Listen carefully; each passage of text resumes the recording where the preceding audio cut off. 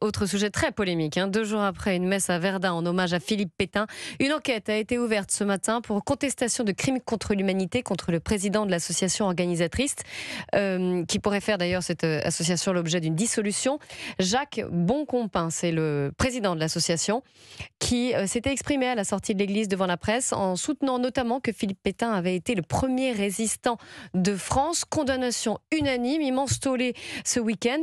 Jordan Bardella aussi, il dit: je pense que le préfet a eu raison de soutenir cette démarche face à des propos nauséabonds. Il a avoué son malaise. Je ne savais pas qu'il y avait encore des messes rendues, même dans des cadres privés, encore aujourd'hui en 2025, pour le maréchal Pétain qui a serré la main de Hitler et livré l'honneur et la dignité de notre pays à l'occupant allemand. Ça me met mal à l'aise, comme beaucoup de Français. C'est le président du RN qui parle, et il a qualifié les déclarations entendues à la sortie d'évidemment inadmissibles. Il assure: j'approuve évidemment toute la démarche judiciaire. Thomas Bonnet, est-ce que le Rassemblement national a évolué sur cette question?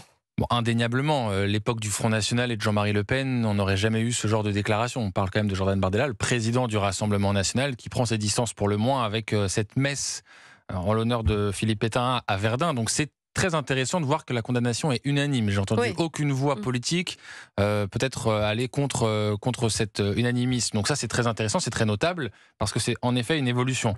Ensuite, vous avez rappelé les propos de monsieur Jacques Boncompin, qui a donc décidé d'organiser cette messe, qui dit que Philippe Pétain était le premier résistant de France. Donc on comprend bien que ce dont il s'agit là, c'est pas d'honorer la mémoire de celui qui a remporté la victoire en 1918. Il s'agit plutôt d'honorer la deuxième partie de la vie de Philippe Pétain. Donc on comprend bien le malaise que cela a créé et l'indignation légitime que cela peut provoquer. L'histoire nous appelle toujours à la nuance, évidemment. Philippe Pétain, c'est un homme composé de zones d'ombre et de zones de lumière. La Première Guerre mondiale était effectivement à mettre à son crédit. En revanche, évidemment, c'est absolument condamnable le comportement qu'il a eu lors de la Seconde Guerre mondiale. Donc, et rappelons qu'il a été frappé d'indignité nationale. Absolument, non mais vous avez parfaitement raison. Donc je pense que réactiver aujourd'hui les vieux démons de l'histoire, comme c'est le cas et la volonté semble-t-il de ces individus, je vois pas bien où ça mène, et ça montre en effet qu'il y a encore une poignée de personnes qui vivent dans un passé nostalgique et un peu nauséabond. Yvan Rieufol. Qui représente une toute petite minorité, si j'ai bien compris, parce que la messe en question n'a recueilli que 20 fidèles, je crois, ou quelque chose comme ça. Peu. Donc c'était très peu. Donc on fait beaucoup de bruit pour rien. En effet, j'ai remarqué que le Rassemblement national avait eu raison de rompre avec effectivement ce qui était une filiation quand même quand il y avait Jean-Marie Le Pen à la tête du Front National, il y avait effectivement cette filiation avec les anciens vichistes. Mais quand on parle de Pétain, il y a aussi une ambiguïté. Est-ce que l'on parle du vainqueur de Verdun, qui était quand même... Voilà, apparemment c'était vraiment, et Thomas Bonnet l'a rappelé, on parlait vraiment du Pétain de la Seconde Guerre mondiale, puisqu'il a parlé du grand. Oui, mais même dans son ambiguïté, il y a une ambiguïté dans la résistance, parce qu'on peut très bien dire que le vainqueur de Verdun était le premier résistant à un envahisseur allemand, en l'occurrence. Donc je ne sais pas exactement, je ne connais pas cette association-là.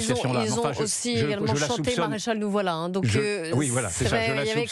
Je la soupçonne plutôt d'être du côté de ceux qui venaient honorer Pétain pour son passé vichiste. Et dans ce cas-là, c'est indéfendable, parce que naturellement, Pétain s'est déshonoré, ne serait-ce qu'avec le statut des Juifs qu'il a cautionné. Et donc l'histoire l'a jugé. Il a même lui enlevé son grade de maréchal, qu'il ne garde que par commodité, parce qu'en fait...